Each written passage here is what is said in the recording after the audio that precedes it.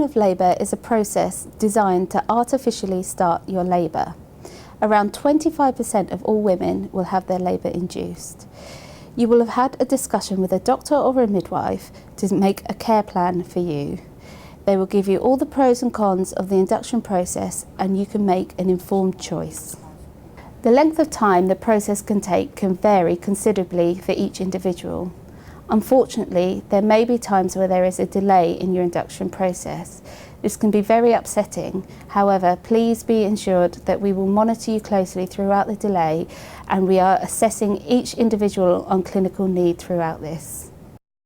Some of the reasons that we induce your labour are that you have gone overdue by 10 to 14 days, you may have diabetes, you may have a pregnancy-related condition such as obstetric cholestasis or high blood pressure.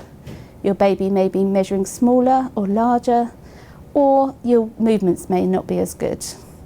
You may already have a pre-existing medical condition where the doctors would advise you have an induction. These conditions will be discussed with you and your doctor and a plan will be made.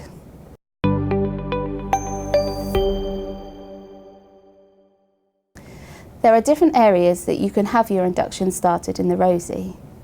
If you are low risk and haven't seen the doctors throughout your pregnancy, you may be offered an outpatient induction. This is where the induction is started in the Rosie and you are then sent home. This would be commenced in Clinic 23. During your time at home, you would be able to contact the clinic at any point and come back in for assessment. It is vital that whilst you're at home, if you start having contractions or your waters break or you're worried about the baby's movements or any concerns, you contact the clinic straight away. It may be recommended that you have your induction started in the hospital and remain as an inpatient. Most inductions are started on Sarah ward.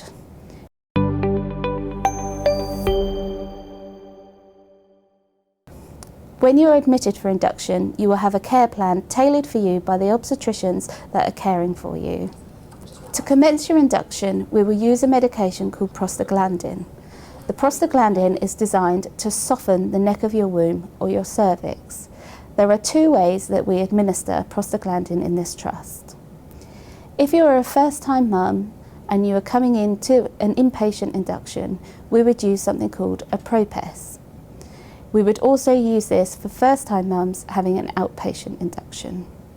A ProPes is a small pessary that sits just behind the neck of the womb.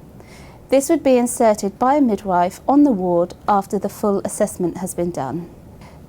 This can stay in place for up to 24 hours. It has a small string just like a tampon, so can be removed at any point.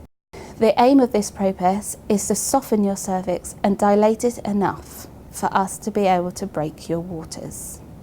If you have had a baby before or you have had the ProPes for 24 hours and require further prostaglandins, we can use a Prostin tablet.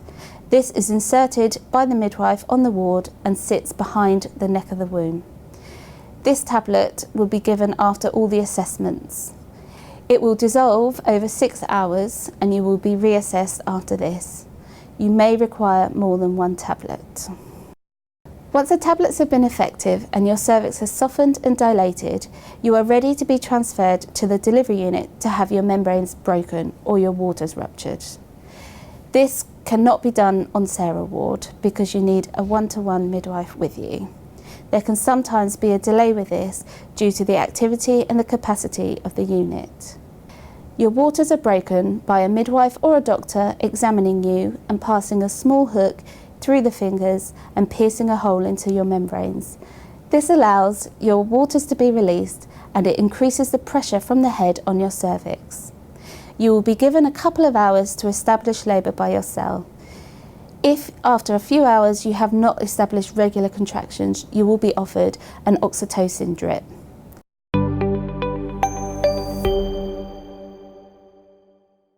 The oxytocin drip or syntocinon infusion is an artificial hormone that will start your contractions.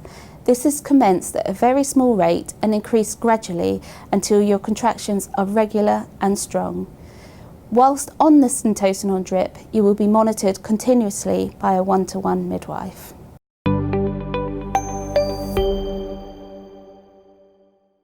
Most of our inductions are started on Sarah ward.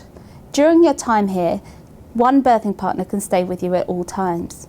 Please be aware that due to limited space, we cannot provide sleeping spaces for these birthing partners. We do have some reclining chairs. Sarah Ward is a single-sex ward, so we do not have showering or toilet facilities for birthing partners either. There are toilets situated just outside the ward. The ward can provide you with a birthing ball and a TENS machine if you don't have one. We regularly use simple analgesia such as paracetamol and dihydrocodeine. It may be helpful for you to bring in a water bottle for your back pains and your own pillow and mug for comfort. Whilst you are being induced, please remember to inform a midwife or a member of staff if you have any concerns. If you're worried about your baby moving, if you have any contractions or any bleeding, or you think your waters may have broken, please let us know straight away.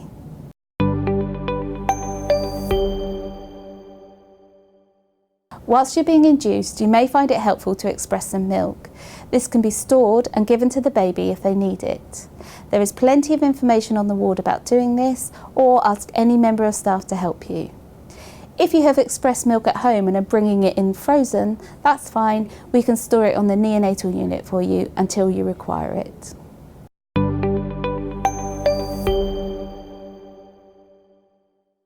Please limit the amount of luggage you bring onto the ward.